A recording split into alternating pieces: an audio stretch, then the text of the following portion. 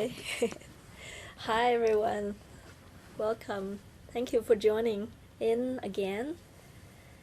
Um, I have David Hofmeister here with me today. What a blessing. Yeah, it's great to be back on this renowned show. Out of the Blue comes Francis Zhu. I Thank love you. it. Because David is only really here for this week, and then he will continue on with his spontaneous traveling in Mexico, then drop down to Australia for 10 days, Melbourne, and then Sydney. So then later on, actually, Dave and I both will be in Australia later this year for the first ever Cross Miracle Conference in Melbourne on the last weekend of October. But before that, we'll be going through China and Japan. Japan for the very first time, and China for the, I guess, the sixth time or fifth or sixth. Fifth, yeah. In Japan, we were in the airport, but that doesn't count. They always say, no, that doesn't count. You got to get out of the airport. Don't even consider that. Yeah. And we'll probably come from Europe, I would imagine, so there'll be something going on. To be another round the world tour kind of. Yeah. Because I guess I just also want to put the word out there that we all just feel such a strong call in Europe, and it feels very likely that I will be in Europe this June, and very open to join and to do some talks while I'm there. So let me know if you feel you want to connect in any way. And David would probably join a little later in the summer. We're also looking for center in Europe to be able to have a community that is happening more longer term in Europe, hopefully after this fall. Yeah, so we're putting the word out. We've had some great experiences over there before in Alazena, Spain, and some amazing long 4 and 6 week retreats in Mallorca. Yeah. Near Palma the last time. We weren't too far outside of Palma. So we're just putting the word out to our friends that it would be great to have a base over there and see how it goes. But there's a lot of dear friends over there, and we know there's a very strong call and lots of invitations. So that might be good for us to kind of go through the invitations folder just to see, because over the years I've had a lot of people contact me from England and all around. So we can refresh those and see if the call is still there. Yeah, it does feel like it's all the divine timing and divine calling and orchestration, because it feels like Europe has just keep calling us back every year. I think it's, even for me, it's probably the 4th consecutive year to go there every single summer for a period of time. And for David, it might be I don't know how many years you've been keep going back to Europe. I think around 2000 and end of 2004 or 2005 was probably the first time I went over there. So it's probably close, going on 12 years. Yeah. So it just feels like, when the call is there and the Spirit is just so eager to meet it in any way that is available. Because I was reading it yesterday, talking about how much you want salvation, and it says in the Course that the eagerness of the Holy Spirit to give it to you is so intense that He can't wait, and yet He will wait in patience. It's like, can you imagine the eagerness the Holy Spirit has to give it to you? Like this word, intense. Yeah. Like, please, are you ready? Yeah. Let me give it to you. Yeah. And I can feel that too, like just, when there's like this tinkle and spark to go somewhere, it's just so eager and just so intense, wanting to go and give and have this body used for communication. Because I feel like David has been allowed his body to be used in this way in the last 30 years, just to go wherever that is called. And because I was telling him, and I was reading this, I was watching this clip from a Sufi master, and he was saying that in his spiritual journey, and maybe in a lot of people's spiritual journey, a teacher is really essential. And the way that the teacher works with the student is the student needs to surrender to the teacher to such an extent that you let go of all your pride, you let go of nothing in front of your teacher, you become a dust, you become nothing in front of your teacher, and you give everything to the teacher as if you're giving everything to God. Then the teacher pulls you through to whatever ego, pride, and attachment and preference and blocks. And then the audience, one of the person from the audience asked him, how do I find my teacher? And he said, really, it is up to the teacher to find the students. So when the students are ready, somehow the teacher will be informed at some level, and he would just go out and he will meet the student. And normally the students are really clueless, having no idea that this is the teacher, or this is my path, or this is what it takes. And yet the teacher would know, and not necessarily knowing it consciously, but the vibration, or the teacher would just be there for you, like always calling you. And I just feel like, what an honor. And because I feel, even for me to even be able to have this opportunity to be up close with you and really truly watch and live with a mystic, and watching someone traveling through time and space and talk in such a down-to-earth, a normal way, and yet the mind is not, you can feel the mind is not in time and space, not hooked into anything, not attached into anything, not believe in anything, and yet everything that's pours out is so practical, and is purely out of love, purely out of respect, and purely out of just eagerness to help. I just feel like I don't know how even to put in words my gratitude and the honor that I feel to actually be able to meet you and be able to, just be in your presence and be pulled through to whatever that the ego wants to hold back. And I really feel actually everybody here in the community feels exactly the same way I do. So yeah, it's the eagerness is bubbling through all of us now. And I think it's, you start to realize that all I give is given to myself, and the teaching and learning are the same. And Jesus says there's no one who a teacher of God cannot teach, because there is no one a teacher of God cannot learn from. The teaching and learning is, we use those words, but it's like a mechanism of conversion or transformation of mind, coming back into the alignment with spirit.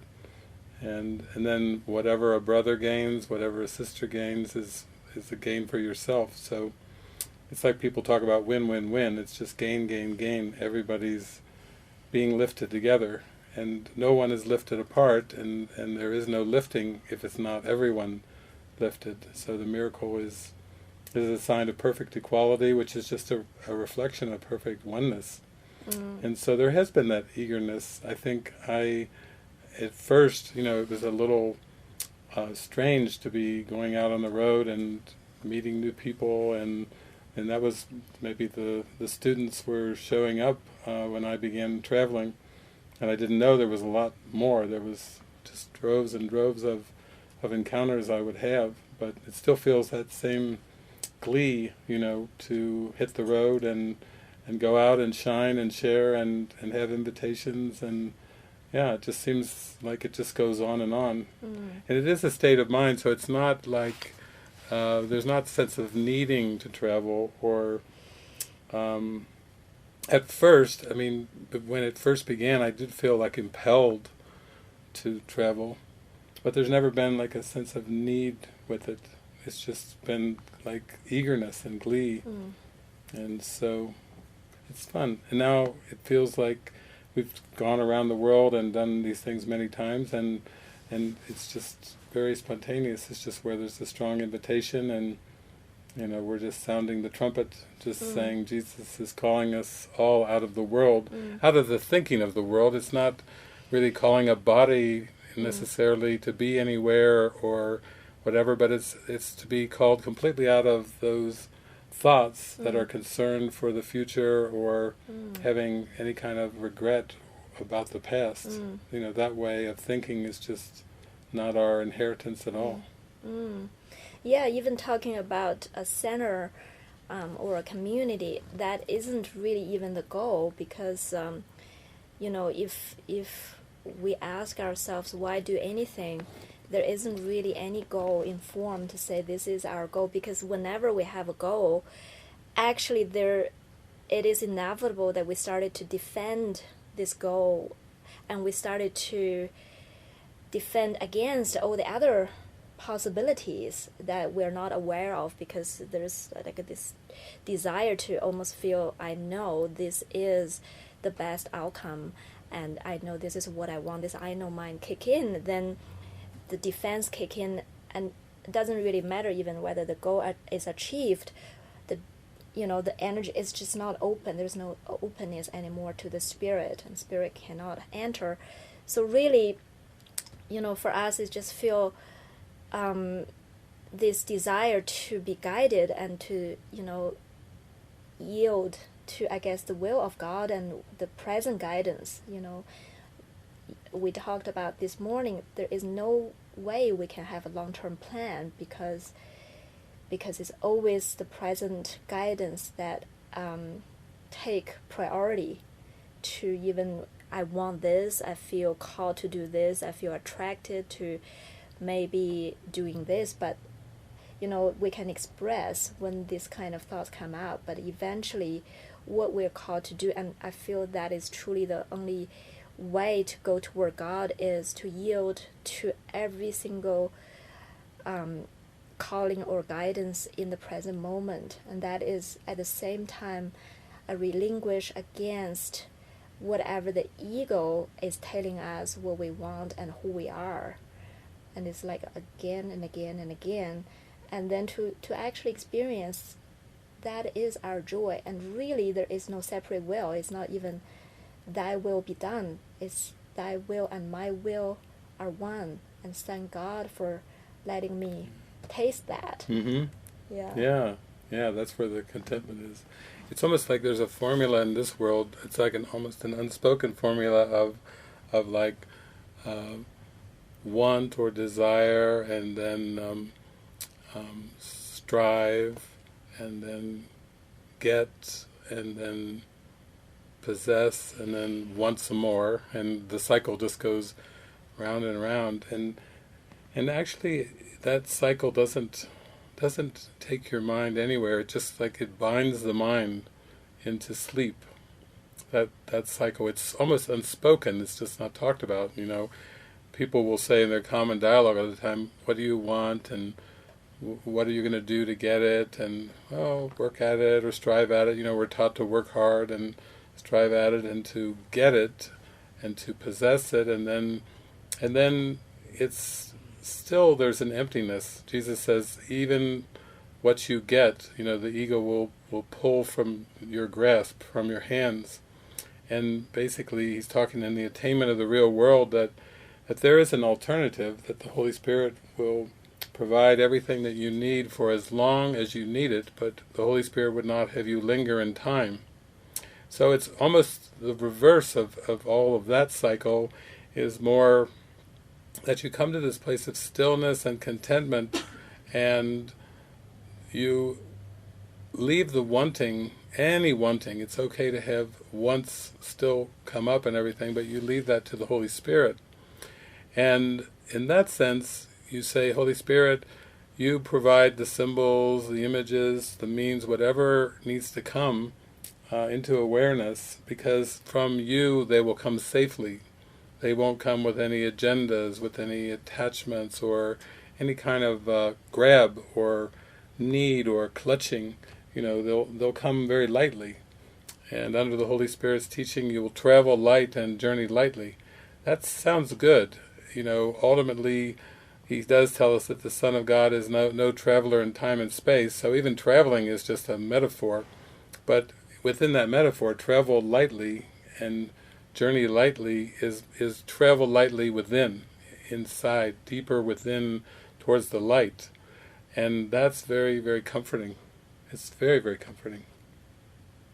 So I feel just very honored, and I feel like even these last couple of days has been witnesses of such a buzz and swirl as lots of inspirations keep flooding in, as far as just opportunities to extend, I guess is the best way to put it. And I have some friends down in Sayulita, Mexico, just offered the use of their house. I think Kirsten and Ricky are going to go over there maybe next weekend and do a gathering, and things just keep coming in. That's basically how it's gone all along.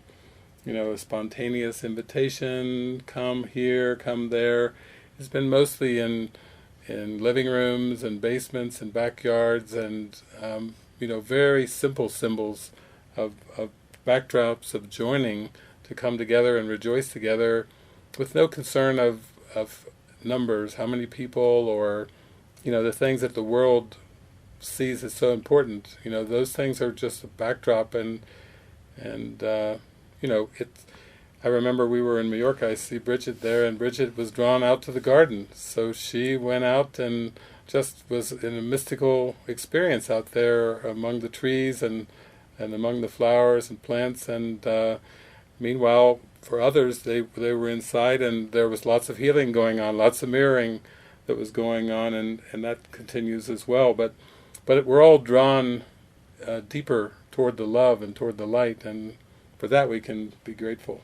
Yeah, I feel like, we truly can live in a state of just witnessing the miracles every day, because that is truly, I feel like, what we witness every day here. Even talking about Europe, I had this thought yesterday, and then just in the matter of one day, 24 hours, there just already a lot happening, and even a potential place for the center is already presented. So it's like, wow, we haven't even looked yet. So it's like that kind of speed. Yeah. And the beauty is that, when we really truly relinquish the result or the investment in any outcome, then it's really, there is no effort, because we're not making anything happen. We're not preventing anything from happening, and becomes just like a channel to truly yield and allow any outcome to be presented in front of us. And our, every moment is just dedicated to forgiveness. Watching whatever that is coming up, not holding back, really share our ideas and share our thoughts, and trust that it is worthy, to be shared. It is worthy our ideas need to be shared, and it is worthy to be presented. Then we let the chips fall wherever they may. Yeah, that's lovely. It's a lovely way to live, just to follow your heart and let the inspiration carry you, and then let all the chips just fall wherever they may, and not really be concerned about where the chips are falling even. That's the fun part. That's the freedom from outcomes, Because the world of perception, as I was saying on some earlier shows, it was just put there to distract us, to keep our focus be on the images and be on the make-believe and to be on fiction. And at some point, when you get into your internal guidance, you get tuned into your intuition, to the spirit, that becomes so profound and so powerful that the body's eyes still seem to see, and the body's ears still seem to hear and pick up sounds and noises, but it's as if you've just relegated them all into a category of not giving importance, because your messages you're going to receive from within, from inner listening. You're not going to be interpreting. You're not going to be trying to find meaning and get meaning from the world of images. You're just going to be inner-directed, and it's possible to be 100% intuitive or 100% inner-directed, and then life's a joy. As they say, life's a joy, and then you ascend from the place of inner direction. So we talk a lot about practicalities and guidance, and sometimes people, they see what we seem to be up to around Utah and around the world, and they say, wow, that's amazing, or how is this happening? And for us, it's not, it doesn't even feel like extraordinary, in the sense it feels very natural, and it's a natural expression from guidance. And of course, if you were listening to God, or listening to the voice for God, you would expect things to flow. Why would they not? If the Bible says, if God is with us, who can be against us? And that saying still holds true. If the Spirit is with us, which it truly is, no doubt about that, then there is no opposition, then there is no enemy, then there is nothing to fight against, and there's a sense of ease that comes from that. Yeah, it is definitely it's actually pretty organic. It's not through planning, it's not through past references. It's present guidance that really bring us wherever we are. I guess even this construct of community, however it looks right now, is just through this present guidance step by step, and nobody really knows, because nobody had lived in community before, and none of us, so we had no clue where it's going and how to have a community that is so-called successful, because that is not even the goal, but it's really about just following what is going on. And yet the life is so joyful, because it becomes just allowing the miracles to come in, and we just rejoice in that. And the community can be expanding, because now we're expanding to the online community, and every part of the world is our community. We can join without any obstacles of travels, of time zones. That is truly what this is about. Yeah, because I feel I know you kept saying that you didn't really even plan to have a community to start with, and none of the people here right now thought, I'm going to live in community one day. I'm so attracted to that concept of community. Nobody did, and if anything, maybe like the opposite, or not really sure what this is about. But I do feel there is a helpfulness, and just for me, I guess it is helpful because it is guided, and I can feel the helpfulness of coming together and have a very unified purpose in everything we do. Because I feel if the purpose is split, there is no way we can achieve anything. Maybe seemingly achieve something in this world, but it's all really meaningless. There is really no way we can truly achieve anything. And yet, as soon as the goal is unified, and when you talk about win-win, it's funny, because I was just thinking about it before the show. I thought, really, the only win-win situation is when there is a unified goal, and the only unified goal we can have is forgiveness. Because any other goal we have around the body, if I gain, you lose, it's always dualistic. It's not unified. And forgiveness is the only goal that gonna make everybody win, make everybody happy. And then when people come together, when minds come together for this goal, it's extremely powerful, and it's extremely fast, seemingly. Very powerful. Yeah, I think that's what it's been, because we have a shared goal. I mean, there's been lots of attempts over the decades and the centuries at sharing, and I think we can think back to the 60s and all the attempts, and communes and so on and so forth, and co-ops, and even like food co-ops, like, oh, let's pool together, let's grow food together, let's share food, and let's share possessions and share property. I have some friends in in England that were trying for the longest time to get a property started. They had some children, they were all devoted, and they got into all kinds of things, and maybe like a legal lawsuit and all kinds of things, but I got a message maybe within the last couple of months of things have come around, and I think they're over on the eastern coast of England. But so there's things that seem to be hurdles and obstacles, but that's because it's just a purification of the purpose. Because truly, if forgiveness is your purpose, then instantly you do share something that actually can be shared, because the Holy Spirit can share that and does share that with everyone, so to speak, and it's something that was designed to be shared. Forgiveness is a shared perspective. And everything else in the world, whether we get into trying to share resources or share property and all of the attempts to share anything, sharing bank accounts and all those kind of things, they will fall short. They are just symbols, and they will fall short of forgiveness, because that's really all that can be shared. And I love that the Course teaches that only the thoughts of God can be shared. So ultimately, that's what creation's about. That's what heaven's about, sharing this creative expression of God. But that's within the realm of pure knowledge or pure spirit. So in this world, the only thing that we can share is forgiveness.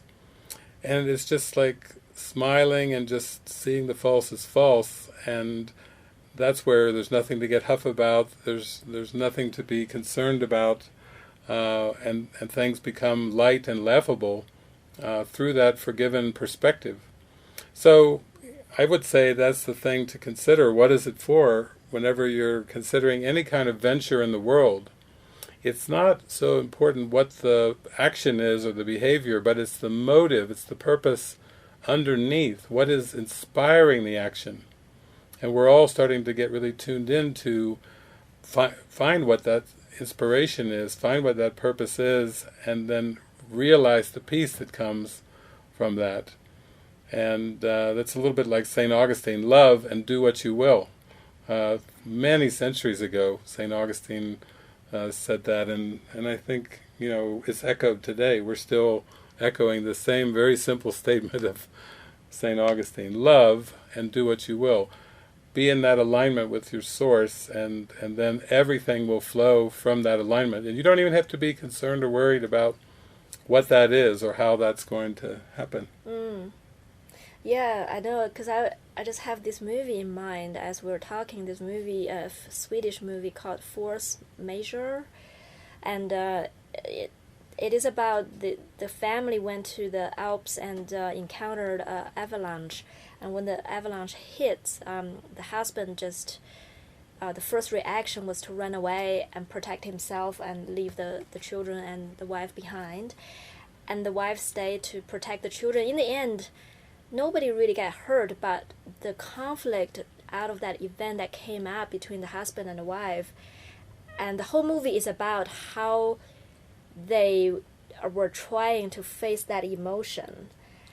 And they really, because when we were watching it, we were just actually in awe about, like, wow, when there is no purpose of healing, there is no real foundation to do anything, because when they were trying to communicate, the purpose was either to protect a self-image, to deny this is what happened, or to prove the other person wrong, to prove I'm a victim. So they keep trying, the husband and wife keep trying to solve this deep emotional turmoil that happened through this event.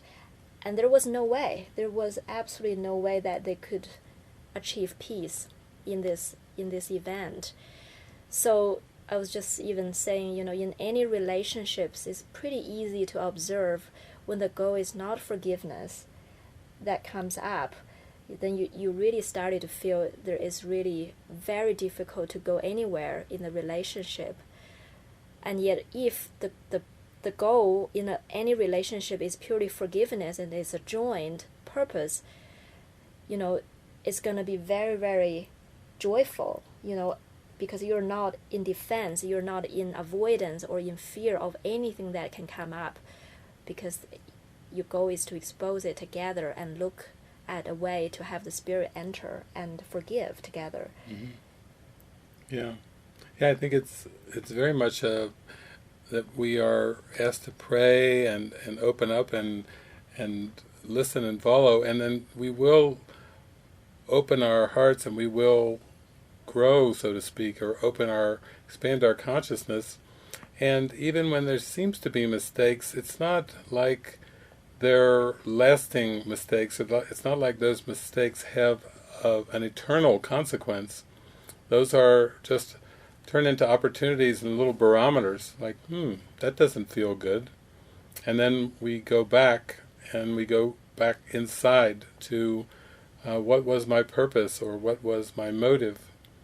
And recently Nikita and I were talking and having lunch with Judy Scutch, and she said at one point in kind of a past life reading, she said she came very close, and it was almost like very close to, felt like enlightenment or waking up from the dream, and then she made a wrong turn and seemed to have all this guilt and consequences. It's kind of funny to think of it as one wrong turn and you're off onto a delay maneuver of guilt. So that's why her feeling inside was for completion. Just that word came out of her, completion. And I really feel like that's the desire and the devotion. When we come together, we are here for completion. We are here to reach and experience that state of perfect innocence. That innocence that transcends mistakes, that transcends even the possibility of mistakes. That sense of innocence that says you're always in the right place at the right time, so to speak. You can't make a wrong turn. That's what atonement or true forgiveness is. It just holds nothing against yourself or against anyone else. And to be a bringer of innocence, oh my gosh, what a great purpose to have for your life. Going around spreading joy, blessing everything and everyone that comes into your gaze. How could you have a more wonderful purpose than to let your life, so to speak, in this world just be used for that? And I just feel like it's happening, like we're just all being showered with gratitude because of that. And I do see that this world is just a call to witnesses. So as I've kind of opened up and I've met so many wonderful, wonderful people and experienced so much joy, I really feel that it's just inside I was open to happiness, and I'm calling forth the witnesses of happiness. And for those whose purpose is to share and communicate, you will attract communication to you. And here we are, we're broadcasting, we're Periscope, we're on Zoom, we've got our studio audience. If I could turn the cameras around and show all the lovelies here. There's Eric. He's going to move one of the cameras around, but yeah, there's all the lovelies gathered here. We have attracted a lot of communication. It just goes and goes and goes, and it radiates. There we go. It just keeps radiating out, just bellowing out, and keeps going and going and going, and yeah, what else is there, really? Right. That's how I feel. I think Jesus had described in the Course around this joy when you truly, your only wish is to see your brother innocent and to hold innocence in your heart when you perceive someone. He said, no happiness or joy you ever tasted in this world will even come close to the joy you feel when you actually have this goal as your only goal, and as you look at your brothers and everything. Yeah. It's beautiful. Oh, do we have any questions in the studio, or we can open it up? Hey, so I recently was having some trouble deciding what lesson to be on, and the ego kind of took over, and it was like my goal became to finish the book. But I have actually started and stopped the course so many times, and I was trying. I had gone through lesson 70, and then I was in Canada, and we did some lessons, and then I tried to be on the same lesson that David was recording, and then the group in Kama switched to another lesson, and so then I skipped some lessons that I thought maybe I had already done, and I'm like I'm probably about 10 lessons ahead of what you're recording right now. And then I thought, well, maybe I'll just stay on a lesson for a while so David can catch up with me so I can be on the same one. But anyway, I'm just getting thrown around so much, and it's almost like I want somebody to just tell me, okay, just be on this lesson. And yet I want to be able to someday say that I've actually gone through all the workbook lessons. So, and then I thought of starting at the very end and going backwards. And I just feel like I'm being kind of oppressed by the ego. And I don't know what to do. So what do you have to say about that? Okay. Yeah, it's what you're expressing is this. The ego is so afraid of awakening and so resistant to the Course. It's almost like, in Superman, there's kryptonite, and Superman is not so fond of kryptonite. It stays away from it. Well, the ego is, this Course is so direct. But it's kind of interesting, that there may be times, I know when I first had the Course, I would pop it open like an oracle and just use it in that way, which there's nothing in the Course that says use this like an oracle. But that was an inspiration for me. But with the workbook lessons, it's interesting that he just gives an introduction, and he says you may not believe the lessons, you may actively resist the lessons, it will not matter, just do them. And then he just gives 2 instructions. So when you think about all the instructions we've had in the world in education and all the things we've went through to learn so many things, it's kind of interesting that he has 2 instructions, and it's just don't do more than 1 lesson a day, and then as best as you can, try not to make any exceptions to the lesson. But that's a discipline. It's really, I think, academia, or learning to play the violin, or learning to ride a bike, or learning just about anything in this world, it takes discipline.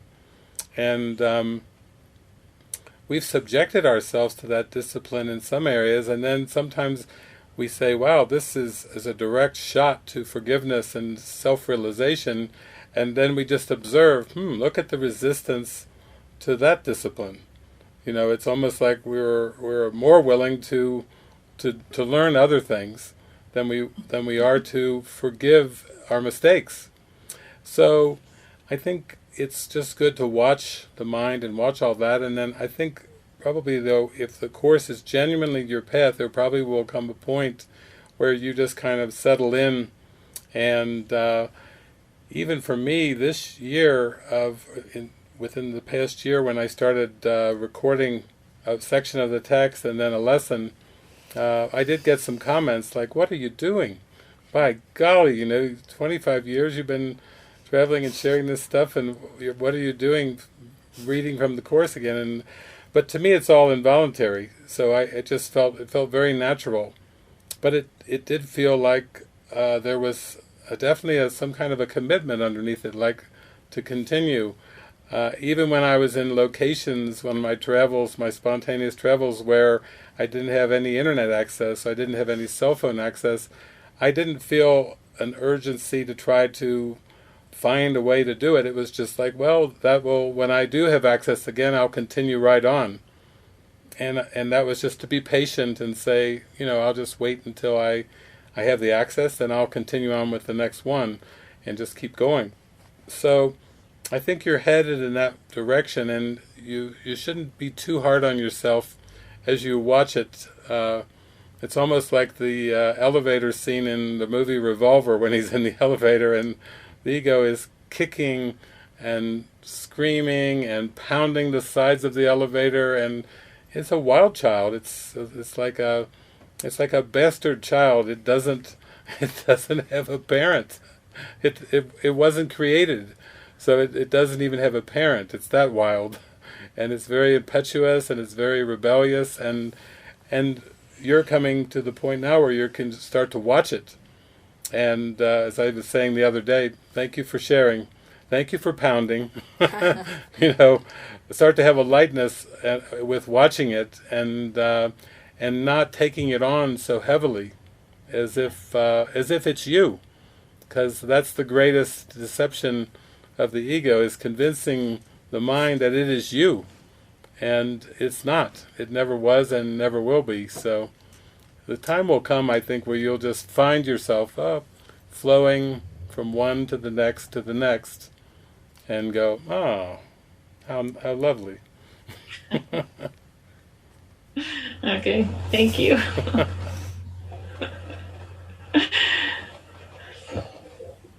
Yeah. Thank you. Yeah, we thought we said we might talk about community, just because it's kind of for many people, still kind of an ambiguous field or ambiguous symbol.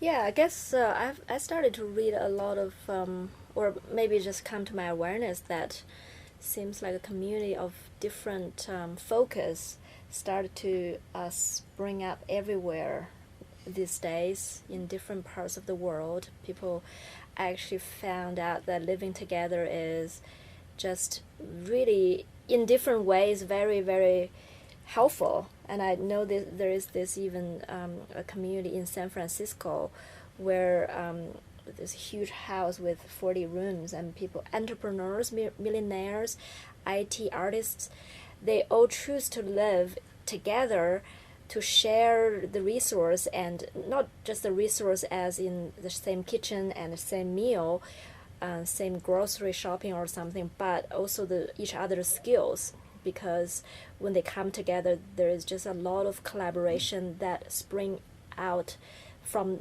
you're living in your own home and trying to get something done. You're completely on your own. So it's by their choice to live like that, to tap into this wave of collaboration and communication as well. Really encourage communication. So it just feels like almost some huge opening of people started to feel that we can collaborate in such a bigger way and open up communication in such a bigger way that's not choose to isolate and even having to just segregate, living in a way of segregation. But I guess I feel everybody is probably just trying to find out the purpose, the common purpose and the common goal, because I also heard it and I totally agree that when the community doesn't have a unified goal and purpose, it's just not going to last. It doesn't really matter the goal. And for us, I feel probably we choose the goal first, forgiveness. Each one of us, as we were studying A Course in Miracles, we choose to really follow and really take it deep in our minds and choose forgiveness.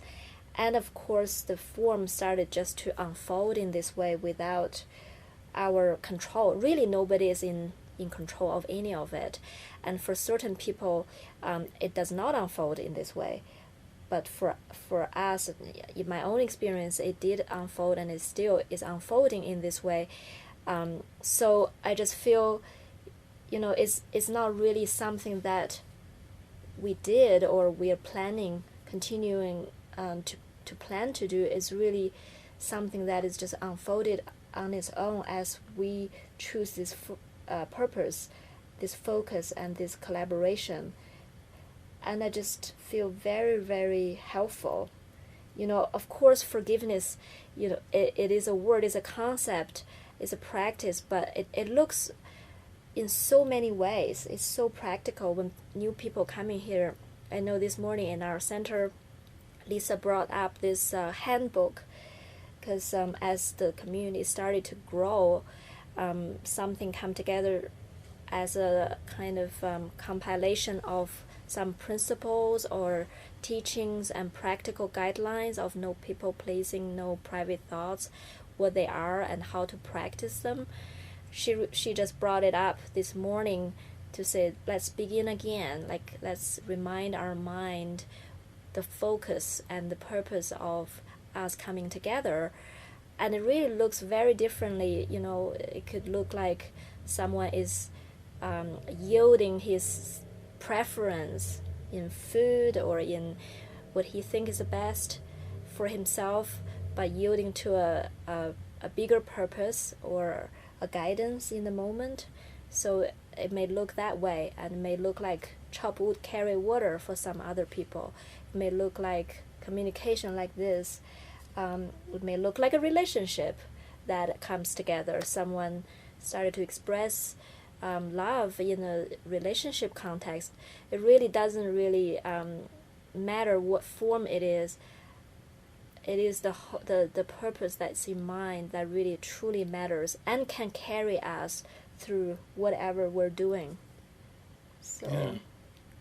Yeah, and I think it starts to become just like a state of mind. We've had so many interesting experiences out at our monastery, because I remember last year, with no one having lived in the monastery really over the winter, it was just so funny when some of us went out there, and I remember Jason telling stories of going into this octagon room where I had been, and was it a mouse?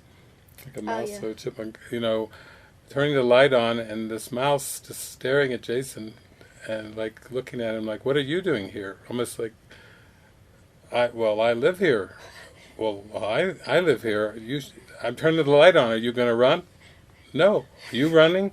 They just had this look like, like we're here, we're equals, and this is my home, Right. And the mouse actually look at Jason and turn around saying, I'm going to show you my family because they're all here. So he went back and went to his little hole or something and point to Jason, this is where I live and my families are here. And then he walked forward to just stare at Jason. So there's like all happening telepathically. and it happens with us at the monastery with, there's everything from like goats and deer and cows and rabbits and so many chipmunks. We've had stories. We had Stevie, they named one of the chipmunks Stevie after Stevie Wonder because it was a blind chipmunk, but it became familiar with certain voices. And so it's like that's the family, and you feel the love and connection. We've had our cat Sweetie here, and we've had our experiences with Tripod and different ones here, but it's a state of mind of just acceptance. It's like, I think in the main house there were some bats that made themselves at home. Mm-hmm. And so it was all a thought process like, what is my purpose? Am I going to try to get rid of the bats? Can we coexist, and so on and so forth? Ultimately, I think it's all part of this transformation of consciousness where we feel so connected and so one with everything that we don't seek to change the world. We don't try to alter the world in any way. We're the dreamer of the dream. We really fully accept that, and it's so peaceful. But there's no contention, there's no trying to make a change, make a shift. One time a friend of mine was going to come and co-host a retreat with me, and she brought along this woman, and we put her up above the bathhouse. There was a couple rooms up where you had your room, and before the retreat started, I just kept looking up there, and there was a bird that kept flying into the window, like I kind of nicknamed him Kamikaze Bird. He just kept flying into the window, and basically he continued on the whole retreat. It was just a forgiveness lesson of thinking that Kamikaze Bird had any meaning, as she seemed to want silence in the physical sense, and we know that silence isn't really physical. But eventually I saw him trying to put like sheets up over the windows, and to try to capture the bird and to do all these different things. And that bird was such a teacher in terms of letting go, were just to come to a state of non-judgment, but it was quite humorous for me. I was enjoying the whole thing. It was like some kind of a Lucille Ball episode or whatever, where this, and so finally they got up there and put these big sheets over this window. This bird kept pounding this thing. You see him fly off and come back and pound some more, blasting into this thing. And then when they put the sheets on one window, it went around to the side window and it pounded away on the side window, just on one room. The woman that was in that room was drawing that forth, and all you can do is watch. There's really nothing to change. I'm sure that's a lot of what I talked about in that retreat too. I couldn't help but talk about that. But that's what we're talking about. Just coming to a point where you don't interpret things good or bad, or right or wrong in form, and that's the peace. That's the stillness right there.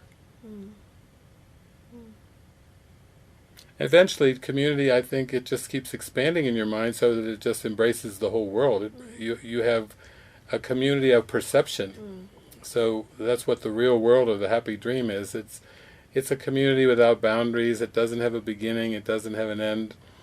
The cosmos is your community. And once you make the cosmos your community, then you are on the tractor beam to communing with Source, because there's no opposition and no opposite in Source. So that's beautiful. Sweet, sweet, sweet.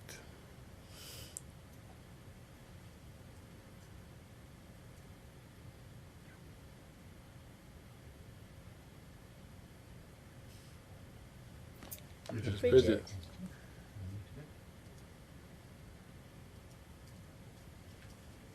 Go ahead. Thank you. Well, first of all, it's lovely to see you both. Oh, thank you. Thank you for talking about community, and because it's something that I'm with a lot at the moment. As you know, I've had a small mini community in my home here for about 9-10 months. And after the silent retreat in Finland, I really felt to come home and just be here on my own in silence. And it has been a very, very helpful time for me. And then I had a function on the silent retreat coming up in the spring here, and I've stepped back from that because I really felt the call to stay within the silence, and in stepping back and talking with Jenny about it, I do see that I still have a great fear of collaboration, as you know, I've lived on my own for a very long time, and this is a sort of new experience for me to be with people all the time. And it's almost like you also talked about making what might appear to be a wrong turn. I don't know whether this is a wrong or right turn. In fact, it's one of the things I've had to look at is right or wrong or good or bad or worse or better, because they're all ego concepts or thoughts. And I suppose what I'm really wanting to bring forward is this deep fear that's within me of this sort of close collaboration. Because it is something I would like to step away from, let go of, so that I can be at home either in community or not in community. And at the moment, I am spending my days on my own, mostly in silence. I look at a lot of your things. I meditate a lot. I pray a lot. I have quite a lot of Skype contact people just, I mean, today I had 3 people contact me whom I hadn't, them, you know, who are mighty companions, who just sort of have come in, and each of those conversations has been, for me, very prayerful, because I am asking all the time now to see all those I meet, to see the Christ in them. That's the way it comes to me.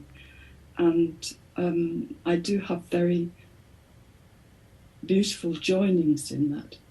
And I suppose, I don't know whether I've got a question or whether I'm just saying something and you can speak to it, but it's about, have I made a wrong turn? In some ways I feel yes, and in other ways I feel no, because something is coming forward, but in a different way at the moment. I don't know if I can, I don't know what more to say really, but perhaps you can speak a bit towards it, because, you know, I've had to look at a lot of my, what I thought was my own self-image. I mean, I didn't recognise it as that, but that's what it's been. My image of getting things right and things looking right and things like that, and, you know, really look at that as well. Yeah, I can talk about that. What's coming to me is that God and Spirit, love is just so absolutely generous. This kind of feeling that I get, it's so full and so generous that ultimately its message it keeps conveying is you can't mess it up. You know, you don't have to have a fear that somehow you can mess it up. Even when Judy was talking about a wrong turn and seeming guilt and consequences, you know, she had a smile on her face because she said, I'm here for completion. And she's like right in the tractor beam of that. And that's that feeling like, oh, I can't really mess it up. I can't really decide apart from love. And so when I think of you, and I think of all of the beloveds in Europe, and all over the past couple of days, Europe's been coming to mind so much, and lots of things, ideas seem to be coming through very strong. But I think of our last time that I was with you, I think was on Mallorca, when we were in Amara's 3 houses outside of Palma, and how that even happened. Being there in Ireland, doing a retreat in Ireland, and here comes Amara up from Mallorca saying she just heard about me on the internet. She shows up, and she just blends right in there in Ireland with all of us, having not really known of me much before, just kind of, this is David, and then go, and then meeting me. And then during that wonderful retreat, saying, can I have a one-on-one, doing a one-on-one with her, she just said, I haven't met the love of my life. I'm just so much want to meet my soulmate, and doing a one-on-one in that, and saying, can you help me with that? And then at some point, oh, and by the way, I offered my house to the Holy Spirit 5 years ago, and they haven't done anything with it. What's the deal? Why aren't they using my offer? And then even answering your own question, oh, maybe I think I'm to offer it to have some kind of a retreat or something down there. And by the end, we were just rejoicing in that. And here we come down there, and there's 3 houses on this, so many hectares, and we had that amazing, I guess 6 weeks for you, that was, or however many weeks for people were having. And then that little mini community you've had, that kind of just sprung out of that very naturally. I just feel the generosity of how the Spirit leads us and opens our heart up. And so I think that's the spirit in which we come together, in the sense that we're opening, and it's a very devotional path, and there is no formula for it, so we can't, draw out some kind of formula and say just plug yourself in and follow the formula. It has to be very intuitive. And what's been coming in over these last days is just that there's something coming this summer, and it felt like some touring. Francis was feeling kind of starting off in England and then doing some touring, and Kirsten said she felt it every time I talk about it, and I felt a call, but it would be some touring and then maybe some kind of coming together like we did in Palma at Amara's house, and then something continuing on after that. But it's really gentle and generous when you think that the script is written that everyone who plays a part, and that everyone is always playing their part perfectly. We just have to see the Christ in one brother or one sister, and it will transfer to everyone and everything. It's not a collective kind of a multiple thing where you keep building and building and building towards a Christ realization. It's just seeing one brother, one sister without judgment. And I also like the part in the Course in Miracles where it says, a teacher of God can heal the world without a sound. I'm sure that that appeals to you, and as you allow yourself to go into the silence, without a sound, without an action, without needing to meet anybody, needing to even speak to anybody, the presence of love can heal the world through the stillness. And so I think it comes down to more, when you look at any decision you seem to have in your life, it's just, you come very honestly to what is this for? Is this have a feeling of reverence with it? Does it have a feeling of deep purpose and deep meaning? Are my contacts, even Skype calls or meetings, is it very meaningful and purposeful? And as that is the prayer of your heart, then amazingly, everything and everyone in the whole cosmos just will mold and shape to reflect that, to meet the mind in that. And that is just amazing. That's like that Lisa Amour song, my self is ruler of the universe. The capital self, my Christ self, is ruler of the universe. I am not at the mercy of the world. The world is there to reflect my heart and my joy. So I think that's the way to look at it. It's a discernment. You're going through a daily discernment, and to trust that the Spirit will carry you through. That's the one thing you can focus on. You don't need to focus on anything else. Thank you. Thank you very much. It's precious. Precious. We're all staying tuned. We're tuned in. Yeah.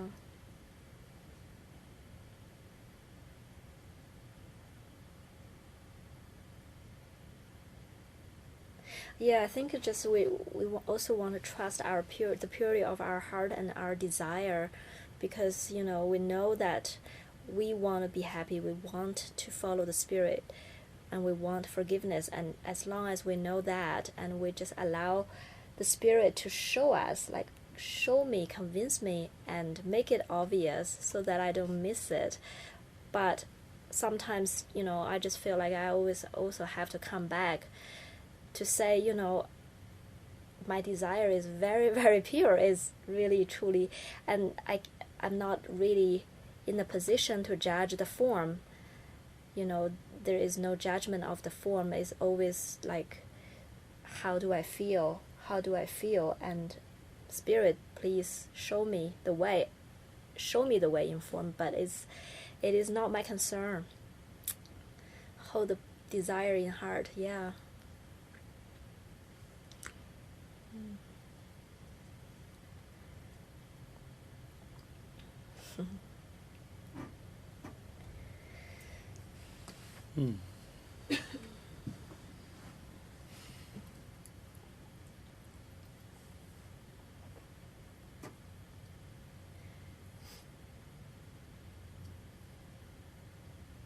Okay, I think, I have this out of the blue show at 5 p.m. Mountain Standard Time for the past few weeks. And from next week, I'm going to change it to 10 a.m. Mountain Standard Time, which means that will be earlier in the night for Europe, and will be the morning time for North America. So Fridays, yes, still same day, but earlier time, 10 a.m. Mountain Standard Time. So I hope to continue to join with you and go deeper with anything that comes up in the mind in the moment. Oh, it's been so great being with all of you. So beautiful. So dear. Yes. Thank you so much. And thank you, David, for just being here for this week and broadcasting every opportunity we had. So Yeah, I like it. It's for me, it's just walk down the hall, hand Eric my phones for the Periscope, and it's been just a joy. And so easy too. From all the travels around the world, it's just so much fun and so easy. So I just love you all. I'm just so glad. thank you. Bye.